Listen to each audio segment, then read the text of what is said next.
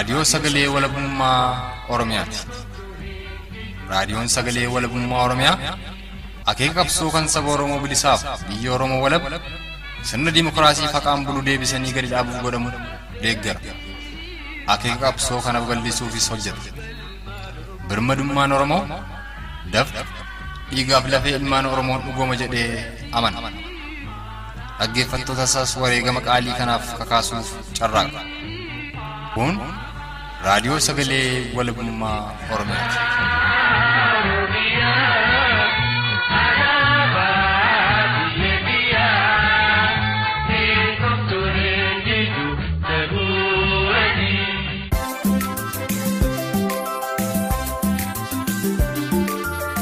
Attam jirtu dhaggeeffattoota raadiyoo sagalee walabummaa Oromiyaa jaallatamu. Dubartooti Oromoo biyya Ameerikaa, Kanaadaa, Jarmanii fi biyyoollee Awurooppaa adda addaa jiraatan hagayya gaafa torbaa hiriira nagaa balaaleffannaa mootummaa Itiyoophiyaa taasisaa oolaniiru. Biyya Ameerikaa magaalaa Waashingtan DC, biyya Kanaadaa magaalaa Torontoo fi Winnipeg irraa qooda fudhattoota hiriira kanaa dubbif kan isinii dhiyeessu Aanaan Falmattuu Lammii fi ogeessa suur-sagalee Mo'aa Buubaati. Nu caqasaa.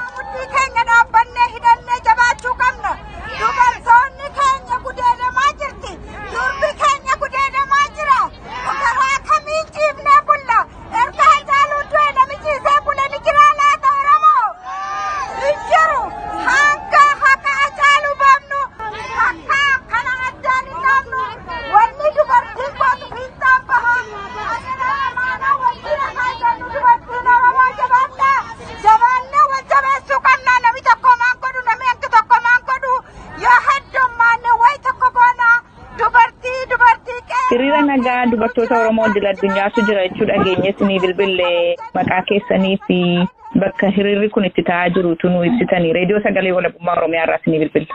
Ani maqaan koo Addee Zannabesh Salganin jedhama. Washington DC jiraadha. Hiriirri kunis kan deemu Washington DC fuuldura State Departmentiitti.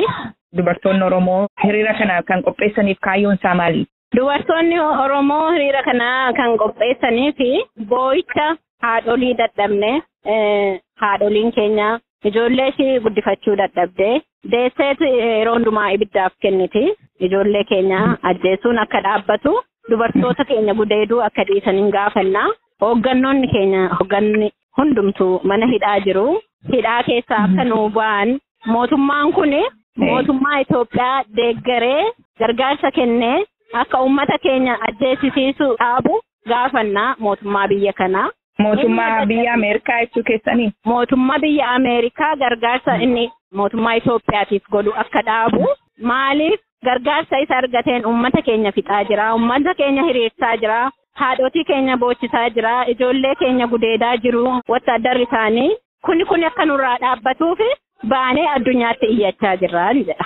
Iyyannaa keessan kana barreeffamaan gashattanii jirtu moo sagaleedhuma duubaan dhageessanii deebitu? Barreeffamaanis qopheeffanneerra.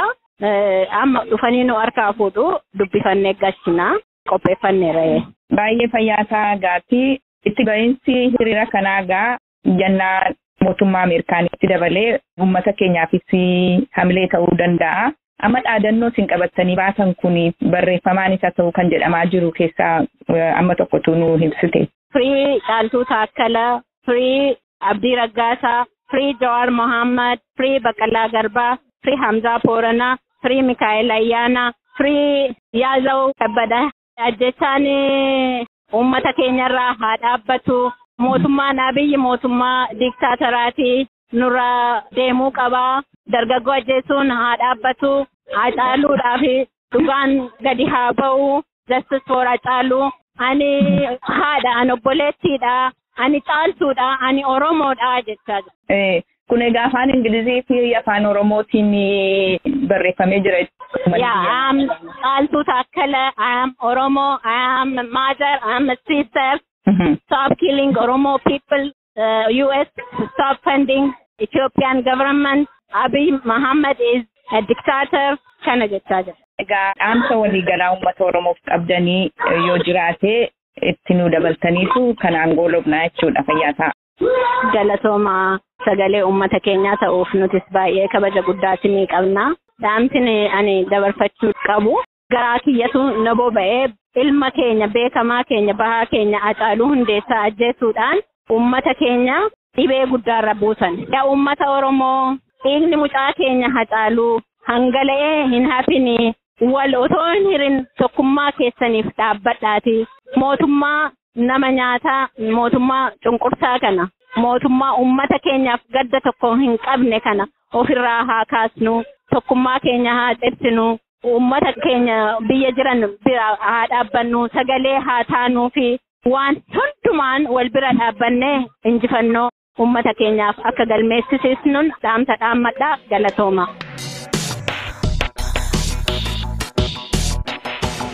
Akkuma reediyoo sagalee walabummaa Oromiyaa irratti nu dubbifnaa hiriira dubartoota Oromoo addunyaatti dhageenye mee eessatti jirtu isin amma maqaa keessanii fi bakka jirtan nu ibsitanii. Galatooma na affeeruu keessanii fi maqaan koo Dinqanesh Dheeressaan jedhama. Amma mootummaa Ameerikaa State Departmentii bakka jedhamu fuuldura jirra. Guddoo galatoomaa adda Dinqanesh egaa hayyoon hiriira kanaa maali? Waan uffachaa jirtanii fi dhaadannoo keessanitu nu himtan. Nuti kana iddoo jirru kaayyoon hiriira keenyaa biyya keenya keessatti Oromiyaa keessatti mootummaan Itoophiyaa uummata Oromoo hidhaa ajjeesaa waan jiruuf isa kana mootummoota addunyaattis mootummaa Ameerikaattis iyyachuu fi sagalee isaaniif taanee himachuu faddan jiru.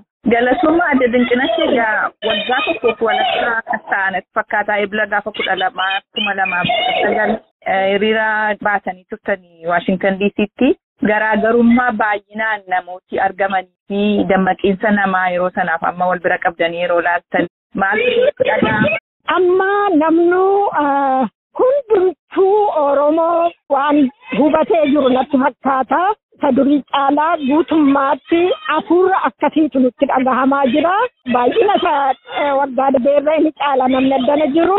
Amma kana ammoo qofa ta'uu hin qabu. Oromoon hundi hin baane ammayyuu haalli jireenyaa jira, haalli hojii jira, hayyamaa dhabuun jira. Egaa namni hojjete waan jiraatuuf kun hundumtuu waan jiruufi namni dhammi as jiru hundumtuu hin baane malee isa durii caalaadha. Amma namni hundumtuu yaadni isaa gar tokkotti deebi'ee waan jiru natti fakkaata.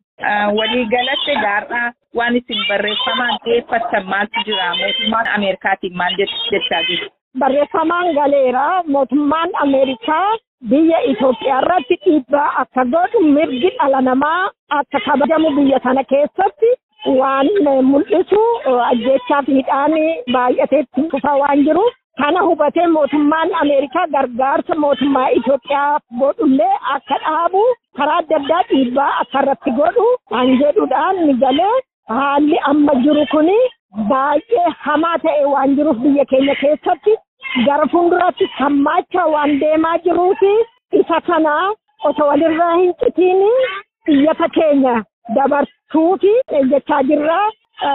Yoo yaadatti ta'ee isa waggaa darbee gara Eepiriil sanatti fakkaata. Hiriira yeroo baanu nama xinnootu bahe. Kunuunu maaliif Oromoo irratti hiriira baasuu jechaa turan. Amma garuu namnu duukaa isaa galee Abiyyi Oromoo akka hin taane Abiyyi Oromoo lafarraa duguugaa akka jiru namnu hubachaa waan jiruufi karaa adda addaa irratti hirmaataa jira. Hiriirri kun immoo ittuma fufa illee yaanna. Galatoomaan illee kan hin kaaseef yeroo sanatti Oromoon bilisoomee jira waan jedhantu dubbatamaa ture. Yeroo sanatti waggaa tokko walakkaa duraa jechuudha. Garri mootummaan kun itti adeemu garri kolonelaa biyyi itti adeemu dafee isinii gale isinii fi kanaaf dubartoonni Oromoo dafanii waa arguu danda'u isa jedhutu natti dhaga'ame. Kanaaf qonni dubartoota Oromoo maal ta'uu qaba? Eega daftanii waa hubachuu dandeessu ta'eeti qoda samii qabaachuu qabdu qabsoo kana keessatti. Waan gaarii kaasa boleettii koo dubartoonni dafanii waa argu. Waan ta'uuf jedhu ni argu. Dhiirri garuu attention kennuufi waan dubartoonni jedhanii dhagahanii dafanii. Erga darbeeti ibidda dhaamsuu dhaqu. Dursanii ibiddi osoo hin qabatiin ibidda sana akka hin taane gochuu irratti dhiirri keenya dubartoota dhagahuu qabu. Kanaaf wal duukaa hiriirra. Waan dubartoonni manattis jedhanii ala bahanis jedhanii attention kennaa jedhan anfa dabarfadha warra dhiiraatti. Dubartoonni keenya immoo jabaadhaa harkan kenninu ijoollee keenyatu dhumaa jira akkatti ji'a 9 garaatti baadee harma hoosisnee guddisnee ijoollee keenya barsiifachuu haati ijoollee tokko qoraa qabsiteeti dugdatti baattee gurgurtee ijoollee ishee barsiifattu ijoollee ishee barsiifattee naa qaqqabe yeroo ittimmayyuu jalaa ajjeesa diina tokko qabna biyya sanarraa mootummaa Itoophiyaa. Kanaaf Oromoon amma ofiisaa of bulchuu danda'utti dhiirri keenyas dubartoonnis wal qabannee haasachuun jedha. Galatoomee gaadde dinqee dhaamsa waliigala uummata Oromootiif qabdu yoo qabaattee fi wanti hafe waan itti dabaluu barbaaddu yoo jiraate dabaltee kanumaan globnaa fayyaa ta'e. Akkumaan jedhee uummanni Oromoo kana caalaa waan eeguun qabu wal qabatee mirga isaa kabachiifachuuf biyya keessatti garmalee socho'aa jira. Warra biyya alaa jirutu yaada adda addaa qaba. Warri biyya alaa jiru kun immoo walitti dhufee yaada tokkoon Oromoon Oromoof dhaabbachuu qaba. Ajjeessaa tukkanneessaa uummata Oromoo irratti gaggeeffamu akka dhaabbatuu fi yaada tokkoon wal qabannee haa adeemnu. Walitti kottaa walii keenya loluu dhiisnee walii keenya mormuu dhiisnee Oromoo taanee amma jirrutti yaada tokkoon Oromoof haa dhaabbannu jedha.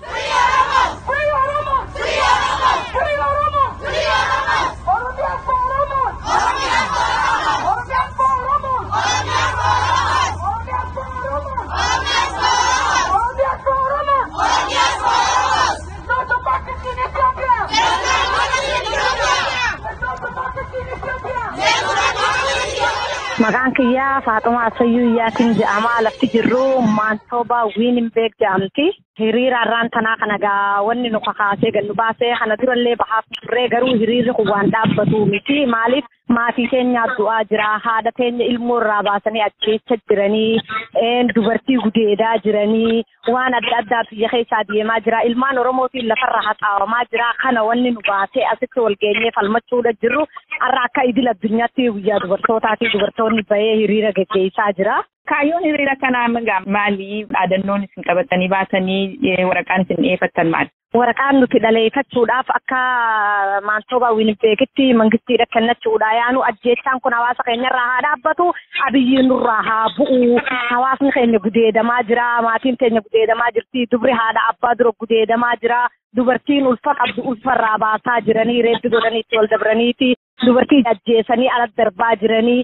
Akka hawaasa Oromootti gartee wanni du'aa jiraniif saalaan addan baafnee wanniidhaan addan baafnee wanni isaan ajjeechaa jiraniif maqaa Oromummaa waan qabannee jirruufi kanaaf jechuudha maalummaa keenyaaf tumaa jirraa waan kana ta'eef kun nurraa haa dhaabbatu abiyyiin nurraa haa bu'u jechuudhaaf waan alaafudha. Tole abiyyiin nurraa haa bu'u mootummaan Itoophiyaadhaa egaati abiyyi duwwaa bu'uun gaa'adha wanti ta'uu qabu maal jettanii yaaddu akka Oromoo tokkotti? Nuti akka ilmaan Oromootti gartee lafa keenya lafa Oromiyaa ta'u walaba baate ijaarrachuu barbaanna. Sabaa sablammiin biraa karakkoon wajjin hin qabne nu keessa jiraachuu ni danda'an. Garuu nuti ammaan booda nafxanyaa wajjin jiraachuu hin dandeenyu. Gartee obsine dadhabnee nafxanyaan akaakotii keenya abbaabotii keenya harmarraa murtee harkarraa murtee wal xaalatti nutti as dabraa dhufte jechuudha. Har'a ilmi isaanii dhufeeti kunis ilma isaaniitiin jamalee ani abiyyi Oromoodhaan jiru ilma isaaniiti. Ilmi isaanii dhufeet akhiraa boollaa baasee lubbuutti afuufee birrii miileena meeqarra gannaqee achi bira kaa'e. Kanaaf nafxanyaan du'aa ol kaatee jechuudha warri duraan hirphisee taa'uudha jiru har'a miidiyaa irratti illee bahanii maali fiilimoo maali miidiyaa isaanillee maqaa yaamuu hin barbaadani miidiyaa sanirra bahanii gimbaaraachoo baluute gimbaar isarraa haa kutuu agartee tikreen fuutee nama du'eedduudha agartee boojitee fuutee galchite har'a nama ta'eeti boddoo lafa kaadhaa taa'aa jaadhaan yoo isaan qurxaasan lafa kaanii kan ta'an taate gimbaaraachoo baluute. Dhugaadha abiyyiitiif har'aan tana lubbuutti godhe kanaaf gimbaaraachoo baluu jenna. Qeeroon Oromoo gimbaaraachoo duraanuu lubbuu isii foreejee xiqqannitee deemaa jirti. Har'aan tana inni dha'u guyyaan tokko ni dhufa akkanaan hin hafnu. Kanaafuu fuuldura deemnee if duubatti hin deebinu nuti gartee biyya mirga qabnu waan jiruuf biyya gartee mataa isiidhaatiin bultu akka feetetti bilisummaa qabdu gabbaatee waan feete dubbachuu dandeessu waan jiruuf hawaasa keenya biyya keessaa dhumaa jiru maatii keenya dhumaa jirtu dargaggoo keenya qeeroo keenya ajjeefamaa jiru bira dhaabbachuudhaaf haadha keenya gartee reetti godhanii ilmoon irraa bahaa jirtu san falmachuudhaaf gabbaana jechuudha. Galatoomii gaatii kanaan dura Oromoonni yeroo adda addaatti illee rakkoon adda addaa biyya keenya keessatti irratti gahaa ture. Isallee nuu kaaftee inni ammaa kuni akkamitti adda taasa jedhu kana itti dabaltee Oromoonis maal godhuu qabasa jedhu wajjiniin turra nu deebitee gaariidhaan jedhee yaada. Baay'ee bareedaadha galatoomi. Oromoon waan godhuu qabu itti himanii ni beekte. Oromoon beekaati gartee guyyaan ni dabraa obsaa. Guyyaan xiqqishoon ni dabraamee obsaa osoo janii arraan sana sun geessee jechuudha. Jalqaba gaafa gartee inni Gujii fi Wallaggarraa eegale san osoo nu gahee janii lafarraa ka'anii arra sun hundi nutti hin dhufta. Arra hogguta akka kutaadhaan addaan qooduu jira uummata keenya Boorana wanni dhaaqannaa. Harargee Islaamni haa qabatu. Wallagga warra amantii kiristaanaa qabu haa qabatu. Wanni Maroon haa qabatu. Waan hin taane addaan uumeeti gartee kutatti addaan qoqqoodee gabrummaa nurratti wanni godhuudhaa deema. Nuti waan kana dinnee fincillee firraa gartee hawaasni keenya tokko walaa kiristaana hin jennu musliima hin jennu nuti Oromoon dhiiga lafeedha. Gartee amantiin abbaa feeteetu addaan nu baaftu. Gaafa hoogganoonni keenya nam fudhan bakka takkatti shinni gatti boolla takka dhuman san ka Islaamaa achi ba'a ka kiristaanaa achi ba'a jennaan nuti Oromoodha amantiidhaan addaan hin baanu kutaadhaan addaan hin baanu nu gallakkisa waliin gannu lakkisa nu fixan bakka takka waliin nu fixa ja'aniiti isaan silaa addaan qoqqooduudhaaf ka'anii garuu hoogganoonni keenya didanii boolla takka shinni gatti awwaalaman jechuudha. Isaanirraa dhaalle waan isaanirraa dhaalle nutillee deemaa jirra. Arra nuti warra amantiidhaan deemuu miti. Ka amantiidhaan addaan nu qoodee gartee hawaasa keenya wal nyaachisuu barbaadu. Isiif nyaadhama malee wal nu nyaachisu. Oromoon amantii waliin qooddu. Amantiin isaa abbaadhaa naaf himaati. Waan kana ta'eef nuti Oromummaan lafee fi dhiiga malee amantii abbaadhaa qabatee deemataan. Amantiin addaan nu kuttu addaan nu baaftu fuuldura deemti qabsoon teenya. Tole gaati hireen Oromiyaa immoo maal ta'uu qaba gara fuulduraatti Oromiyaan maal ta'uu qabdi jettanii yaaddu akkamittiin qabsoon kun goolabamuu qaba jettanii yaaddu. Hireen Oromiyaadhaa nuti ammaan kana eega qabsoo eegallee sila abbootii keenya akaakutii keenya irraa dhaallee waan isaan nu dura deemaa turanii akkanumatti itti dhalannee itti barree gartee akka jaarraa abbaa gadaati waaqoo guutuudhaa jedhanii gartee isaan gabrummaa hiddaan buqqifnaa dadhabnu ilmaan itti guddifnaa jedhan itti nu guddisanii nuti garuu ilmaan itti guddifnu hiddaan buqqifna malee ammaan booda inaf nuuf gayaa gabrummaa hiddaan buqqifna malee ilmaan itti guddifnu gahee Oromiyaa walaba baatee jaarrachuu qabna jechuudha nuti Oromiyaa walaba baatee if bulchitu gartee akka biyyaan baa kanatti ka fedhe hawaasni adda addaa kanu jaalate nu wajjin jiraata garuu nafxanyaan biyya teenya keessa ganaa deebitee jiraachuuf hin teessu nillee hin jiraatullee tuni murtii Oromoodhaati. Haxaaluu eega nyaatan nafxanyaan nu keessa hin jiraatu. Haxaaluu nyaatanii haxaaluu sababa godhatanii hoogganoota keenya mana hidhatti guranii dukkana jala guuraa jiran. Ammaan booda hin jiraannu gabroomnee akka ammaan sana jiru kanatti dhumnee dhabamneetuma walabummaa teenya labsanna malee jiraachuu hin dandeenyu akkanatti. Dhaamsi jajjabaan kaniin dhaammadhu aayyoon jiru aabboon jiru dargaggeessi jiru qeyroo daa'ima amma lafaa ka'uun jiru hundi keessanuu Oromoon takka bikka jirtanii biyya ambaa keessa biyya keessa ka gartee biyya adda addarra facaanee jiru Oromoon facaatee jirti biyya ambaatirraas ka biyya keessaatis siraa qeyroon amma hokkee qabdee itti muddaa jirti nutillee warri biyya alaa hokkee isa qabnee gartee waan biyya alaarraa gargaarsa inni nu sadaqaan itti milkaa'aa jee sadaqaa biyyaan barra deemee kadhatee itti milkaa'u san gartee san kokkee isa qabneeti nuti sanga dandeenyutti uummata keenya walaba baasuu barbaannaa jechuudha sadaqaan kanaa inni biyyaan barra deemee funaannate qawwee ittiin bitee uummata keenya qayroo teenya ayyolii keenya itti ajjeesu hin jiraattu ganaa biyya addunyaadhaa sadaqaa ittiin kennitu ganaa Oromoon biyyaan baa jiru qa'ee dhaabbatee jira hanga duru obsine akka hacaaluu nu baanu ammaan booda obsuu dadhabne nuuf ga'e inaf jennee jira kaanee dhaabbanne harka wal qabadhaa amantiin adda wal qoqqoodinaa waliin foffooyinaa xiqqaa guddeen jenne manguddoon teenya taniin jabeessee dhaammadhu sagalee xiyyeeffatan ni dhageeffatan jeetiin abdadda manguddoon teenya agartee ganda adda addaa kutaa adda addarra gartee manguddummaadha jettee maallaqa nyaattee dhiiga ilmoo isii gurgurattee gartee hula deemtee abiyyiidhaaf araarsina ummata dhaabbadhaa irraa gahee jettee ganda keessa deemtu biliisa irraa iftusadhaadhaan jaan guyyaan dukkanaa kun ni dabra borganama guyyaan ifaadhaan ni dhufa dhiiga ilmoo keessaniitiin hin taphatinaadha abiyyiin jabburticha harka dhiigaati ilmaan keenya nyaatee jira harki isaa dhiigaa haxaaluu nyaatee jedhu dhaamsee ammaan booda manguddummaan isaaf ganda keessa yaatanii gartee maallaqa fudhattanii yoo fagaatte qarshii kumsa akka isin kenna kuma tokkicha san nutuu biyyaan baa jirraa wali guurree isin ergina dhaabbadhaa qeyroo jalaa gad dhaabbadhaadhaan jaan manguddoo biyya keessa agartee manguddummaadha jettee hula deemtee qeyroo achisaa jirtu isiniif gayaa walaa biyyuma feetee waa taatu akka Oromiyaa guutuu kutaa kudha takkatti jechu irraa dhaabbadhaa qeyroodharraa dhaabbadhaadha manguddummaan ammaan booda abiyyiidhaa wajjiin deemtanii gartee kana horma harka dhiigaan abiyyillee deeyyaamu kun bineensa gartee mililik nama nyaataadha dhiiga dhugaa irraa dhaabbadhaa manguddoo keenyaan haadaraadhaan isin dhaamu dhiigni ilmoo keessan dhiigni qeyroodhaa isin haa qabu gahee irraa dhaabbadhaadhaan ja'an itti aansee qeyroon jabaadhaa duuba jirra yoomiyyuu isin dhiigni keessan dhiiga keenya dhukkubbiin ta'isa dhukkubbii keenya madaan ta'isa madaa keenya nuti illee jallee nyaannee bultii hin jirru biyyaan baa keessa ilmaan nuti biyyaan ballee daddallee akkasuma gubatanii halkanii guyyaa bo'aa jiranii itti muddaa hanga biyya keenya walaba baafannu ol galtanii rafinaa jaallutti ol gallee rafnu.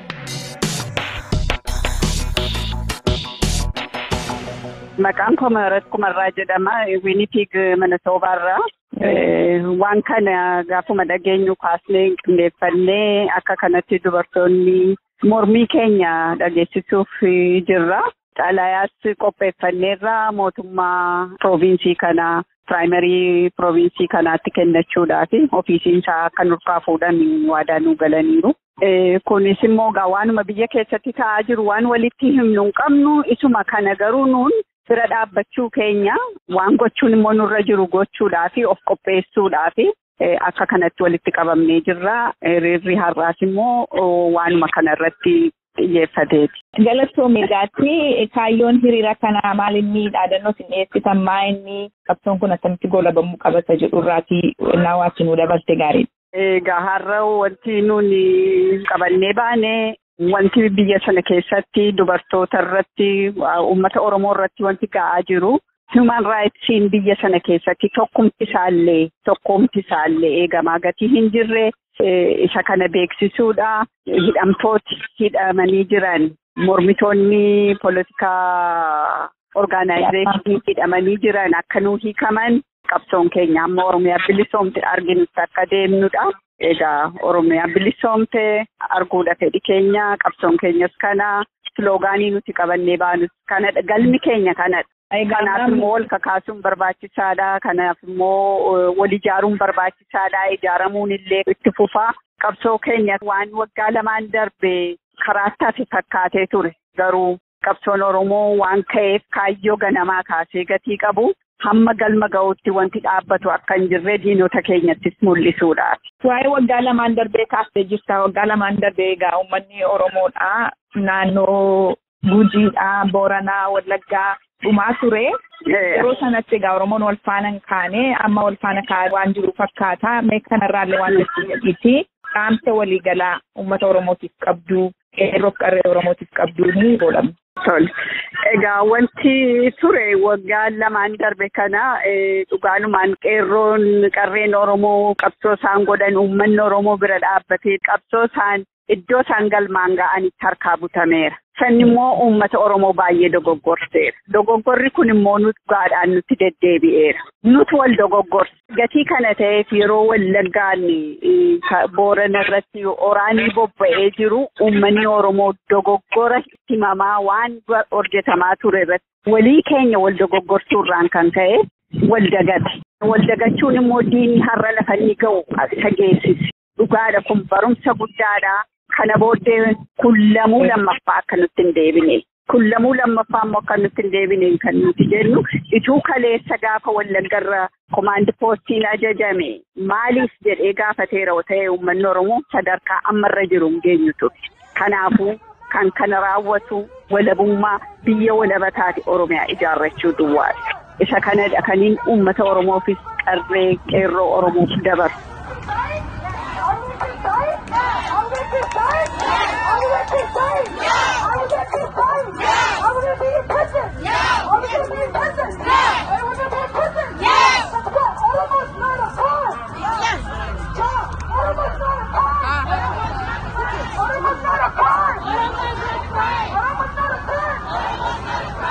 Achama akkam jirtu reediyoo sagalee walabummaa Oromiyaa irratti ni bilbilaa haala hiriira keessanii har'aa kan dubartoota idil addunyaadhaa dhageenyeessu ni bilbilee mee akkam ture hiriirri keessanii. Egaa akkuma duraan beeksisaa turreetti haadholiin Oromoo qarreewwan Oromoo waliin nu qabamanii jiru. Achumaanis immoo bahuudhaan haala biyya keenya keessa jiru himachaa jirra. Qaamolee hawaasaa nu dhaga'u qabaniitti beeksifachaa jirra. Haala gaariidhaan adeemaa jira. Ammasii adeemsatti jirra ittuma fufa jechuudha. Dubartoota keenya irratti wanta adeemaa jiru addunyaan haa beeku. Mootummaan Itoophiyaa kan saba keenya cunqursaa jiru haa beeku jennee sagalee keenya dhageessisaa jirra jechuudha. itti ba'iinsi hiriira kanaa itti ba'iinsi qabsoo kanaa maal ta'uu qabaa jettanii yaaddu? Egaa qabsoon Oromoo har'a kan jalqabe miti. Qabsoon Oromoo umurii dheeraa lakkoofsisaatu jira. Ammas immoo kana dura kan godhamaa turerra haala sirriitti bilchaateen haala orgaanaayizdi ta'een hawaasa addunyaatti karaa nagaa ta'een quuqama saba keenyaaf qabnu miidhama saba keenyarra ga'u himachaatu jirra. Kanaaf qabsoon kun ammayyuu itti fufaa. Qabsoo takkaan dhumu miti. Diinonni keenya nurra hidhataniiru nurratti hojjechaa jiru karaa garaagaraa nutis immoo duubatti hin deebinu. Amma sabi keenya bilisummaa isaa argatutti amma sabi keenya abbaa biyyummaa isaa beeksifatee jiraatutti qabsoon Oromootti fufachuudha. Kana diinnis sirriitti beekuu qaba. Sabi keenya ol bukkee dhaabatee amma dhumaatti akka qabsoo isaa geggeeffatudha. Qaamonni nu dhaga'uu qaban nu dhaga'u, qaamonni arguu qaban hin argu. Kanaaf hawaasa keenyaaf bu'aa qaba. Gara fuulduraatti deemsisadha akka qabxiin keenya. Kunis immoo waanuma ta'uudha namanna kanatti. Guddoo galatoomii gaatii Oromoon abbaa biyyummaa isaa mirkaneeffachuu qabaa waan jettu kaaftee jirta. Isa kana dabalatee uummanni biyya keessaa immoo maal gochuu qabaa dhaamsa waliigalaa qabdu Oromoodhaa fi qeerroof qarree Oromoodhaaf waan qabdu yoo jiraatetti nu dabaliitii kanaan goolabna. Egaa akkuma gochaa jiru uummanni keenya tokkummaa isaa eeggatee harka wal qabatee karaa garaagaraatiin qabsoo isaa itti fufuu qaba. Bilisummaan tolan dhufu gatii kaffalaatu jira. Sabi keenya haadholiin keenya du'aa jiru, ajjeefamaa jiru, manni isaanii irratti gubachaa jira. Kanas immoo qaamni mootummaa isa ilaallatu hundumtuu hadhaa'ummaa kana sabarraa dhalootarraa seenaa hamaa kana dhalootarraa dhaabuudhaaf hundumtuu tarkaanfii irraa eegamu fudhachuutu irra jira. Kanaaf immoo qabsoon Oromoo ammas tokkummaadhaan jabina guddaadhaan itti fufuu qaba jenneetu dhaamsa keenya dabarfannaa. Oromoo tokkummoo Oromoo waliin dhaabatu jennagaa kanuma dhaamsi keenya inni guddaan.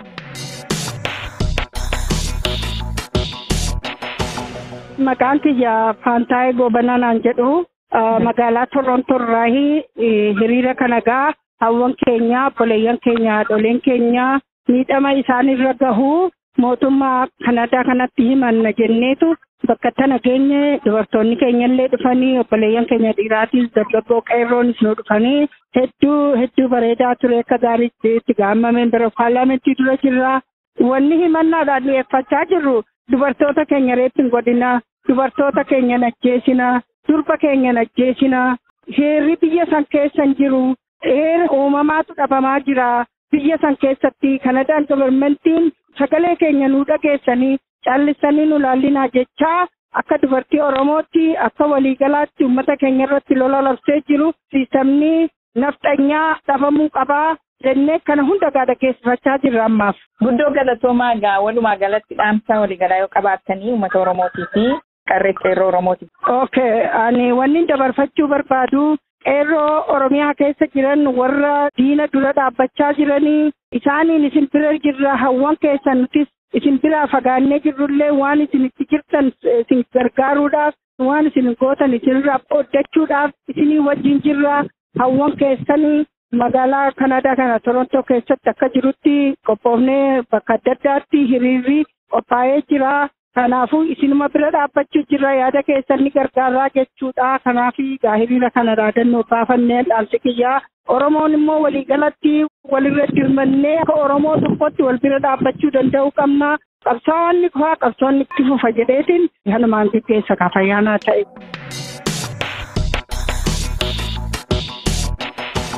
Egaa hordoftoota keenya akkuma dhagaa turtan ergaan hiriira kanaa mootummoota addunyaatiin maallaqa isin uummata ittiin tajaajilu jettanii koloneela biyyatti laattaniin Abiyyi qawwee fi rasaasa bitee uummata keenya ittiin fixaa jira. Horii nuti gibira baafnuun uummata keenya hin ficcisiisinaa nurraa dhorkaa yaaddunyaa jechaa oolanii itti dabalanis dimokiraasiif walqixxummaa Oromoon fedhu nafxanyaan fedhaa hin jiran waan ta'eef isaanii waliin jiraachuun akka hin danda'amne mirkaneeffannee jirra.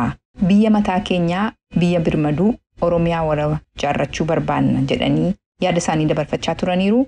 Egaa keessummoota keenyaa Aadde Zannabech Silgaa fi Aadde Dinqinash Dheeressaa Waashingtan DC irraa, Aadde Faaxumaa Hasanii fi Aadde Meerat Kumarraa Winnipeg irraa, Aadde Faantaayee Goobanaa fi Aadde Soodaree Jiraataa Torontoo irraa guddoo galatoomaa jechaa kan nagaa isinitti dhaammatu Ana Falmattuu Lammii fi ogeessa suur-sagalee Mo'aa Abuubaatii nagaan tura.